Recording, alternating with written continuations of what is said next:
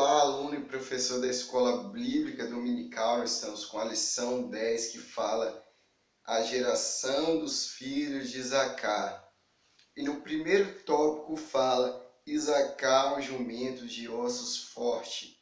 Mas por que um jumento de ossos forte?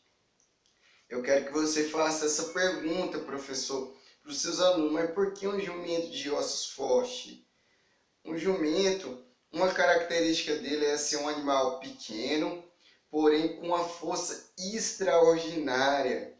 Ele tem uma força muito grande e ele é um animal passivo e um animal sossegado. Então o jumento, ele tem uma força muito grande, mas ele aceita que qualquer pessoa coloque fardo, coloque peso sobre suas costas sem reclamar.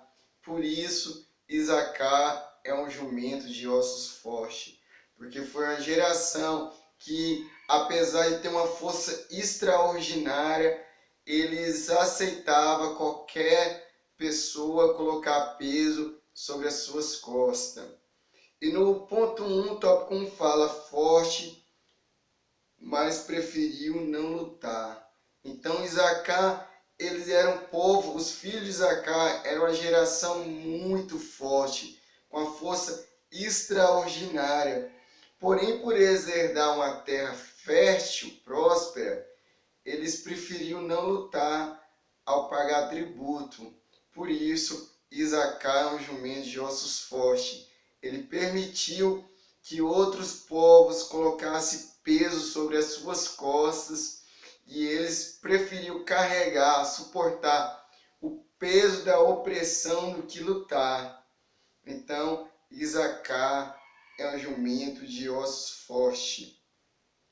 Então, eles preferiram pagar tributo do que defender a sua própria terra. Eles preferiram ser escravo do que defender uma herança que foi dada por Deus. Eles preferiram ser escravo na terra que era deles, que herdou do seu pai, do que lutar e defender. Falar, não, essa terra, ela é minha, é herança do meu pai. Essa terra, Deus me prometeu. Ao invés deles lutar, eles preferiram carregar fardos sobre suas costas. Então, Isacar é um jumento de ossos forte. E no tópico 1.2 fala forte, porém gosta de descanso. Então, como eu falei, um jumento ele é forte, porém é um animal sossegado e gosta de descanso. E uma parte que me chamou a atenção fala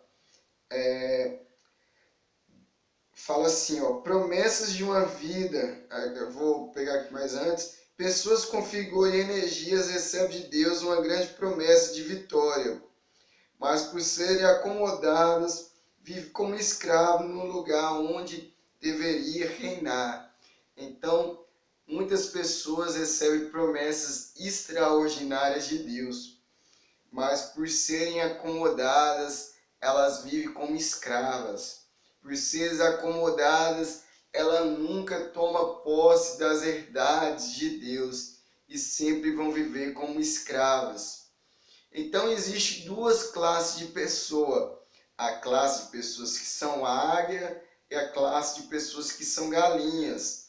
Então, Deus chamou todo mundo para ser águia, para voar, para ter uma grande visão, para ser um animal forte, para ser um animal que vive nas alturas, que vive nos ares, que vive sempre no topo. Mas muitas pessoas, por serem acomodadas, deixam a sua vida de águia para viver como galinhas, para viver presas no fundo de um quintal. Possuir asas, mas não conseguir voar. Possuir garras, mas essas garras não servem de nada, a não ser para ciscar e viver do pó e do lixo. Então, os filhos de Isacar provou isso. Eles eram águias, Deus chamou eles para ser águia, mas eles preferiam viver como galinhas, viver acomodada no fundo de um quintal. E o Senhor Deus, ele não tem prazer pelas pessoas que são acomodadas, pessoas que têm uma força muito grande, mas preferem viver como galinhas. O Senhor Deus nos fez para viver como águias, para viver voando. E no ponto 1, tópico 3, fala forte, mas preferiu ser escravo. A característica dos grandes heróis de Deus é sempre buscar força na fraqueza. Então, os heróis da fé eram pessoas como eu e você, talvez pessoas até mais fracas do que nós, mas no meio da fraqueza dele, quando ele não tinha força, ele clamava a Deus: Senhor, dá-me força. E o Senhor, o Espírito Santo de Deus, vem e capacitou e renovou as forças. Porque o Senhor Deus, ele renova nossas forças como a águia, e nós vamos voar e não vamos nos fadigar. Então, as pessoas de Deus, elas sempre buscou força, sempre buscou renovação da parte do Senhor.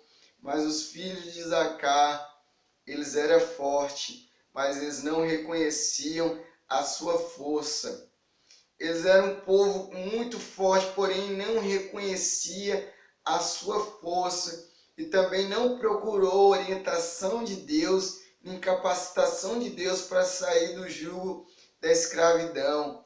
Mas eles preferiram ser escravo e pagar grandes tributos e colocar fardo sobre seus ombros. Então, meu querido aluno, meu querido professor, não faça como os filhos de Isacar. Não aceite viver como um escravo. Como uma pessoa pode aceitar uma vida de fracasso, sendo que tem o Espírito Santo de Deus que intercede por você? Como as pessoas aceitam viver como galinhas, viver como jumentas, sendo que tem a presença de Deus, a presença do Espírito Santo? Como as pessoas se deixam viver fracassadas, sendo que tem Deus na vida delas? Então a pessoa ela passar por uma provação é uma coisa. Agora a pessoa aceitar uma situação de fracasso é outra coisa. Então não seja como Isacar, um jumento de ossos fortes. Não aceite viver na humilhação, sendo que Deus te chamou para herdar todas as herdades dele. Se você se acha fraco, procure forças no Senhor Deus.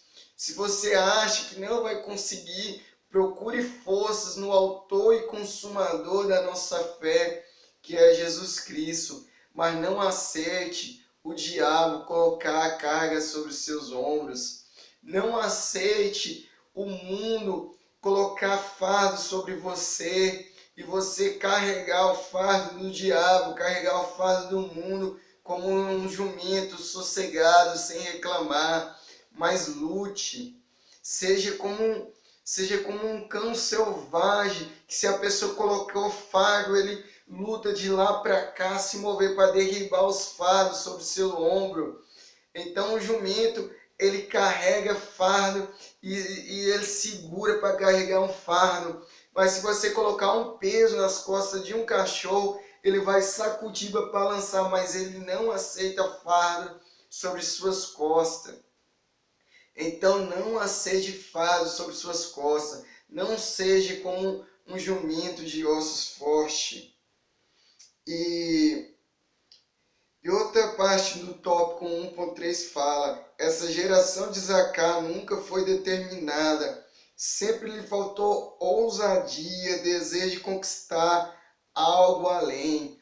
Então, para os filhos de Isacar, eles tinham força, mas lhe faltava alguém que tenha ousadia de falar: não vamos viver sobre um jugo numa terra que é nossa. Faltou ousadia para aquele povo, faltou uma vontade de viver algo além.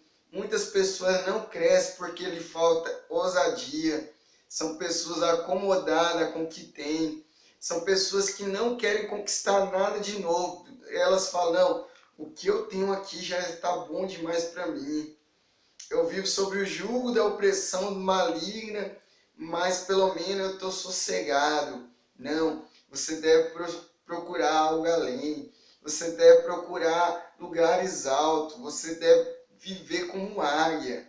Tem que ser ousado, tem que ter garra, força, ousadia.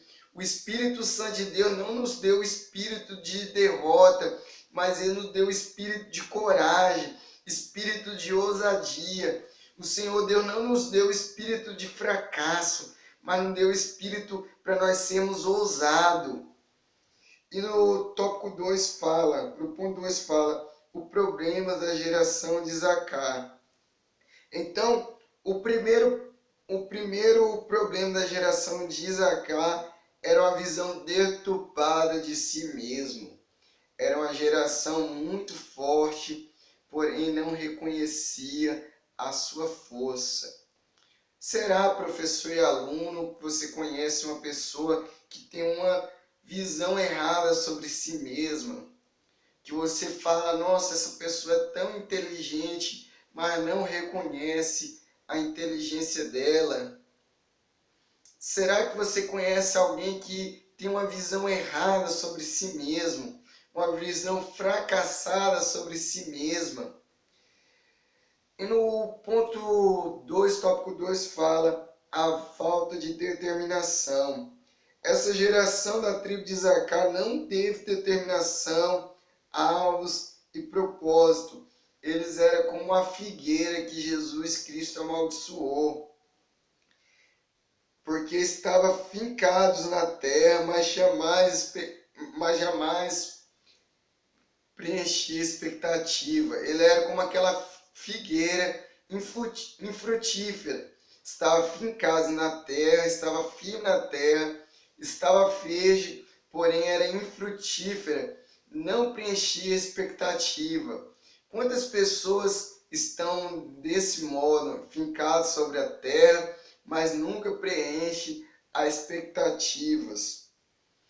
E fala, não, e outra parte que me chamou a atenção fala, não podemos limitar nossa visão ao ponto de não termos mais sonhos. Então, quando uma pessoa ela para de sonhar, ela deve parar de viver. Quando uma pessoa, não existe coisa mais triste para uma pessoa do que um estado de acomodismo, de se acomodar na terra próspera e ainda ter que pagar tributo. Não existe mais nada triste do que uma pessoa sem sonhos. Você pergunta, irmão, o que você vai fazer? O que vai ser da sua vida? Ela fala, não sei. Qual é seu sonho? Ela fala, não tenho. Quando uma pessoa ela para de sonhar, é uma coisa muito triste. E outro ponto um outro problema daquela geração era a preguiça. Que fala, durante muitos anos a geração de Isacar viveu apenas para cumprir a parte negativa da parte de Jacó. Quantas pessoas vivem a vida negativa, que vivem a vida que cumpre só a parte negativa que preenche para elas, que elas leem a Bíblia e toda vez que fala uma passagem triste, sombria, ela fala, isso é para mim. Mas toda vez que chega numa parte que fala sobre bênção, vitória, elas falam, isso não é para mim. Muitas pessoas elas vivem só a parte triste da Bíblia, mas não vivem a parte das promessas de Deus, não vivem a parte de vitória. Então, a geração de Isacar era uma geração que viveu sob o jugo da humilhação. Além deles viver e ter que pagar tributos, viverem dominados por povo pagão, as outras gerações olhavam e falavam, nossa, que geração que não luta, era uma geração criticada por outras tribos. Mas então surge uma nova geração, surge um novo ciclo, um ciclo que iria mudar toda a geração de Isacar e toda aquela história de humilhação e todo aquele jugo de opressão e toda aquela ideia de ser um jumento que carrega fardos pesados sobre suas costas. Tudo isso muda com a nova geração de Isacar.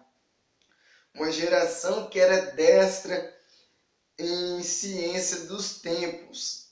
Então fala, no tópico, no ponto 3, tópico 1 fala, destro nas ciências do tempos, e fala, esta outra geração de Zacar não se apossou somente da força predito por Jacó, mas também possuía um conhecimento tanto humano quanto divino. Então essa nova geração, ela tinha uma visão correta sobre si. Elas não só se apoderou da força que o seu pai, Jacó tinha falado, mas também era uma geração que era destra em conhecimentos, tanto divino quanto humano. E nesse mesmo tópico fala sobre uma geração que era a característica marcada, era uma geração que tinha conhecimentos dos tempos, uma geração que eles tinham conhecimento, e isso é fundamental para a nossa geração hoje, uma geração que seja especialista em conhecimento tanto humano e divino, porque nós vivemos em tempo difícil, que tem muitos falsos profetas, muitos falsos mestres, o anticristo está à porta, e é muito importante nascer uma geração que tenha conhecimentos divinos, que saber o que é de Deus, o que não é de Deus, e saber quando um conhecimento é inspirado por Deus e quando é inspirado pelo demônio. Então a nossa geração, ela deve ser como essa nova geração de Zacar, uma geração forte, uma geração conhecedora, uma geração que não se deixa ser persuadida por qualquer ensinamento, mas antes eles estudam a veracidade desse ensino. E o ponto 3, tópico 2 fala, entendidos para instruir o rei e seus súditos. Então, uma geração que viveu na humilhação, agora essa nova geração, ela é exaltada. É uma geração que tem tanto conhecimento que instrui os reis e seus súditos. E fala, essa geração dos filhos de Isacar possui uma marca, a ciência dos tempos. Não eram pegos de surpresa, eles surpreendiam. Estiveram sempre à frente do rei, e o rei só tomava decisão após consultá-los. Então a geração que era humilhada, agora é uma geração exaltada. Toda coisa que o rei vai fazer, antes pede conselho à geração de Zacar. Era uma geração que não eram pegos de surpresa, mas era uma geração que surpreendia. Antes as outras tribos falavam, o que pode esperar de novo da geração de Zacar? Antes a geração de Zacar era vista como uma geração que não surpreendia. Agora esse novo ciclo dessa nova geração é uma geração que surpreendia. Era uma geração que superava as expectativas. É uma nova geração, uma geração forte e muito sábia. E o ponto 3, tópico 3 fala a sabedoria que influencia para o bem, e fala, a ciência sempre contagia, mas ela mostra o que o homem pode fazer através da capacidade humana. Então a ciência, ela contagia. Então o homem, ultimamente, nesse último século, ele conseguiu fazer grandes feitos, teve um avanço tecnológico muito grande em celulares, o homem foi à lua e criou meios de comunicação, e tudo isso surpreendeu, contagiou nós. Isso mostra o que a sabedoria, o que a ciência pode fazer. Mas, porém, a ciência de Deus ela é impactante, porque ela mostra o que o homem pode fazer quando está alinhado com seu Criador. Então, um homem com a ciência humana, ele faz algo extraordinário. Mas quando o homem tem um conhecimento que vem de Deus, ele surpreende. Porque quando o homem está ligado com seu Criador, é certeza de milagres. É certeza que vai superar todas as expectativas. Essa geração de Zacá era respeitada e reverenciada. E antes aquela imagem que tinha de um jumento que só serviu para carregar fardos de povo pagão, agora é mudada para uma geração de pessoas sábias, intelectuais, que tinha tanto conhecimento humano quanto conhecimento divino. Era uma geração que estava ligada com Deus. Era uma geração que não era mais galinha, mas esse novo ciclo dessa nova geração é a geração de águias. Então, professor, o que eu aprendo com essa geração de Zacá? Que às vezes o Senhor Deus nos colocou uma força excomunal em nossa vida, mas nós não reconhecemos tudo aquilo que o Senhor Deus nos colocou. E que às vezes nós preferimos viver como jumentos de ossos fortes. Mas quando nós temos a visão correta da promessa de Deus, do que Deus preparou para nós, aí sim nós passamos a ser uma geração reverenciada. Então já chegou o tempo das pessoas falar que nós éramos uma geração, que a geração jovem era uma geração fraca. Agora nós devemos marcar a nossa geração de ser uma geração forte, uma geração reverenciada, uma geração que tem conhecimentos que vêm de Deus. Então, muito obrigado. Até a próxima aula.